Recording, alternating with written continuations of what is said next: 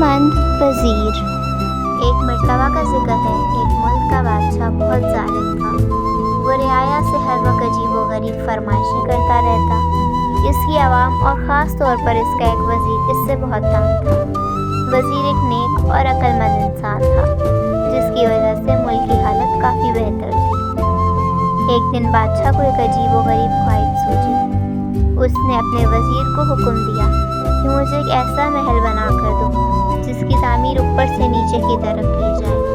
اگر وزیر یہ کام 10 دن کے اندر شروع نہیں کرتا تو اس کا سر قلم کر دیا جائے گا۔ وزیر بہت پریشان ہوا کہ اب کیا کرے۔ بہرحال جب وہ اپنے گھر پہنچا تو اس نے اپنی بیوی کو سارا قصہ سنایا۔ بیوی نے مشورہ دیا کہ تم اللہ سے مدد طلب کرو۔ وزیر نے فوراً وضو کیا اور 2 نفل پڑھے اور اللہ سے دعا کی۔ دعا کرتے کرتے وزیر کو نیند آ گئی۔ خواب میں کیا دیکھا ہے کہ وہ ایک جنگل میں جا رہا ہے کہ اس کو کوئی چمکتی ہوئی چیز ملتی ہے جسے لے کر وہ بادشاہ کو دے دیتا ہے اور بادشاہ بہت خوش ہوتا ہے۔ صبح وزیر نے اپنی بیوی کو یہ سارا خواب سنایا تو بیوی نے فوراً کہا کہ جنگل کی طرف جاؤ، وہاں سے تمہیں مدد ملے گی۔ وزیر نے اگلے دن رخت سفر باندھا اور جنگل کی طرف نکل پڑا۔ وہ تھوڑا بہت آرام کرتا اور پھر چل پڑتا۔ چلتے چلتے اس کے 5 دن ہو گئے لیکن کچھ کامیابی نہ ملی، تو اس نے سوچا کہ چلو اب واپس چلتے ہیں، اس مسئلے کا کوئی حل نہیں۔ جب وہ واپس مڑنے لگا تو اچانک اس کی نظر ایک خرگوش پر پڑی جو بیچارہ شکنجے میں پھنسا ہوا تھا۔ نیک دل وزیر نے فوراً شکنجے سے اس کو آزاد کروایا اور پھر واپس مڑنے ہی لگا تھا کہ وزیر کو آواز آئی، اے نیک دل انسان، تمہارا بہت شکریہ۔ وزیر حیرت سے مڑا تو کیا دیکھا ہے کہ ایک چھوٹا سا بونا کھڑا ہے۔ وزیر کے پوچھنے پر اس نے بتایا کہ اس کو ایک جادوگر نے خرگوش بنایا ہوا تھا۔ شکنجہ کھولتے ہی جادوگر کا اصل ذیل ہو گیا۔ وزیر نے اسے اپنی مشکل بتائی تو بونے نے اس کو اپنے ساتھ چلنے کو کہا۔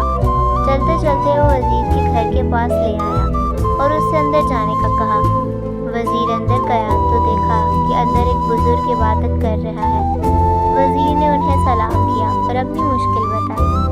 بزرگ مسکرائے اور کہا، بیٹا کوئی مسئلہ نہیں، اور ساتھ ہی وزیر کو ایک طوطا دیا کہ اس کو اپنے ساتھ لے جاؤ، یہ تمہاری مدد کرے گا۔ وزیر نے ان کا شکریہ ادا کیا اور واپس اپنے شہر کی طرف چلا گیا۔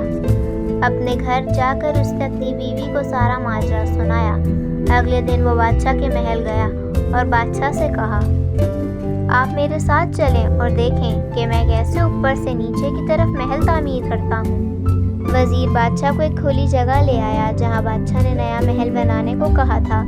اس جگہ مزدور اور مستری اور تعمیراتی سامان پڑا ہوا تھا۔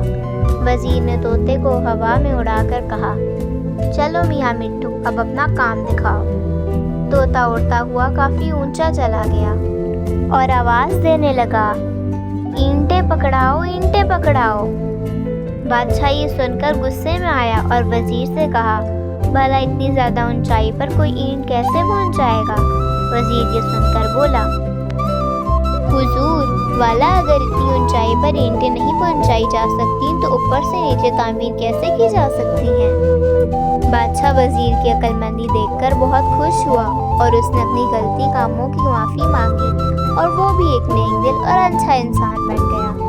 اگر آپ کو ہماری آج کی کہانی پسند آئی تو ہمارے چینل کو لائک، شیئر اور سبسکرائب کریں اور اپنی